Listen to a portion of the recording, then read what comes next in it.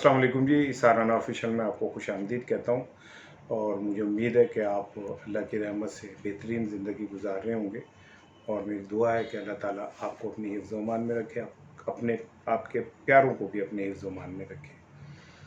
देखें, जो motorway case हुआ और उसके बाद जिस तरह मीडिया में उसे हाइप मिली और जिस तरह उसके बाद पूरे पाकिस्तान में इस हवाले से शोर मचा, अब आप हैरान हो रहे होंगे कि ना तो मीडिया को ज़रूरत रही उस केस पे शोर मचाने की, ना वो मुतासरा ख़ानदान को रही, ना अपोजिशन को रही, और हुकूमत का तो ये मसला ही नहीं था।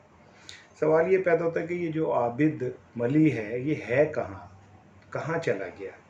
आज मैं इस वीडियो में आपसे इस पे बात करूंगा कि आबिद मली का अंजाम क्या होगा और वो इस वक्त है कहाँ।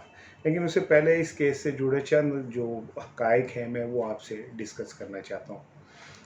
देखिए, जब ये केस हुआ और केस होने के बाद तमाम मीडिया ने इसको उठाया तो उसमें कुछ इबाहम मौजूद थे उस मामले में। मिसाल के तौर पर टाइमिंग का भी एक इशू चल रहा था। मैं बार बार एक बात कह रहा हूँ कि अगर तफ्तीशी इदारे, आप खुद सिंपल एक काम करें कि जिस दिन का ये वक़ूआ है उस दिन की टाइमिंग निकालें और मुख्तलिफ़ चैनल्स के ऊपर चलने वाली ब्रेकिंग निकालें, तो आप हैरान होंगे कि चैनल्स ने ये ब्रेकिंग वक़ूआ से पहले ब्रेक कर दी। तो ऐसा लगता है कि ये एक दानिस्ता प्लान्ड किस्म का अमल था और इसका मकसद क्या था, मैं इस पे भी बात करूँगा।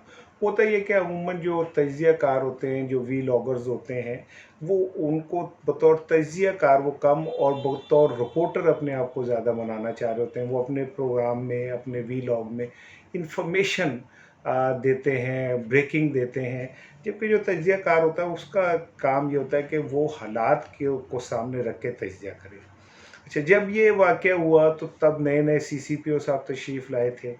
CCPO साहब इसलिए आए थे कि लाहौर में पंजाब पुलिस के ऊपर नून लीग की मुकम्मल गिरफ्त थी जिसको उन्होंने ख़त्म करना था। तो नए CCPO आ गए। आपने देखा नहीं कि नवाज शरीफ से लेकर शहबाज शरीफ ने तमाम ने CCPO को हटाने का और मुस्तफ़ी होने का मुतालबा किया। क्यों? आखिर ऐसा क्या था? ये वो खौफ था जो आने वाले दिनों में उन्हें सामना करना पड़ेगा CCPO के वजह से। दूसरी चीज़ ये कि जो पुलिस की अंदरूनी चपकलिश थी जो अभी तक जारी है और CCPO और IG के दरमियान अभी तक मामला ठीक नहीं हो सके, उसकी वजह से भी इस केस को बहुत हाइप दी गई और पुलिस के का फेलियर साबित करने की कोशिश की गई और CCPO शेख उमर साहब के खाते डालने की कोशिश की गई। पॉलिटिकल इसका एस्पेक्ट ये था कि डेफिनेटली पोजीशन APC करने जा रही थी। नवाज शरीफ साहब के फ़ौज से राब्ते थे, वो NRO मांग रहे थे, वो मिल रहा था या नहीं मिल रहा था, इट वाज इन प्रोसेस। लेकिन ये उन्हें पता था कि हम एक APC करने जा रहे हैं। उससे पहले उन्हें एक मुल्की सतह पे इशू ऐसा चाहिए था जिससे हुकूमत के ऊपर लान तान की जा सकती है और ये इशू क्रिएट हो गया। अब तीसरा सवाल ये कि क्या ऐसा ये वाक़या पेश आया भी है या नहीं। अगर ये वाक़या पेश आया है तो आप उसकी FIR निकलवाएं और उसमें जो मुद्दई हैं उन्हें तलाश करें, आपको शायद मुद्दई ना मिले। मैं ये नहीं कह रहा कि ये वाक़या सिरे से हुआ ही नहीं होगा। पाकिस्तान में रोज़ाना इस तरह के वाक़यात होते हैं और शर्म का मुकाम है हुकूमत और अपोजिशन के लिए जो इन वाक़यात को रोक नहीं पाती। लेकिन इसके बावजूद भी अब आबिद क्या जेम्स बॉन्ड है, उसामा बिन लादेन है, क्या है वो जो पाकिस्तान की पुलिस के लिए एक चैलेंज बन गया है। उसकी बीवी पकड़ी जाती है, बच्चे पकड़े जाते हैं, सौतेला बेटा पकड़ा जाता है, वो नहीं पकड़ा जाता है।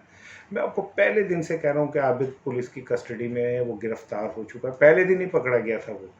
लेकिन असल चीज़ ये है कि आबिद असल मुजरिम नहीं है, असल मुजरिम कुछ और है, कोई और है। और ये एक ऐसा पिंडोरा बक्स है कि ये खुलेगा तो फिर इस मुआशरे के अंदर ताफुन फैलेगा, बदबू फैलेगी और फिर इससे हुकूमत की सुबकी तो होगी, लेकिन इस निज़ाम की और इस निज़ाम के ज़िम्मेदारों की बहुत सुबकी होगी, जिसकी वजह से इस केस को दबा दिया गया है, ठंडा कर दिया गया है, मीडिया को भी खामोश करा दिया गया है। मीडिया पे भी कोई ख़बर नहीं चल रही है। अदरवाइज़ इतना बड़ा सान्या हुआ था तो मीडिया क्यों खामोश है? ये तो मुजरिमाना खामोशी हो गई। सो आबिद हुकूमत के पास है।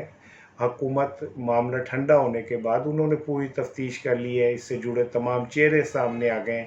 ये क्या हुआ, कैसे हुआ, कौन कौन इन्वॉल्व था, उस खातून का टेलीफोन जो है कैसे सुना गया, उस खातून ने जो 1,000 रुपये की कहा, वो 1,000 रुपये जो है उसके डैशबोर्ड पे किसने रखे। ये सारी चीज़ें खातून ने जब मदद के लिए कहा, 3-4 लोगों को, पहले मोटरवे पुलिस को कहा, फिर 15 पे कॉल की, तो ये कॉल किसने सुनी और सुनने के बाद किसने कैसा किया, उस इलाके में किसका राज था बदमाशों के अलावा, कौन सा ऐसा बंदा है जिसे अभी पुलिस ने जो है हटा दिया वहाँ से, और क्यों, क्या सारा कुछ। ये एक लंबी कहानी है, मैं ये अगले वीलॉग में करूँगा, लेकिन सर मैं आपको ये बता रहा हूँ कि आबिद मलिक कोई ऐसा करैक्टर नहीं है जो हवा में उड़ गया, वो यहाँ मौजूद है और हुकूमत के पास है, वक्त आने पर सामने आएगा।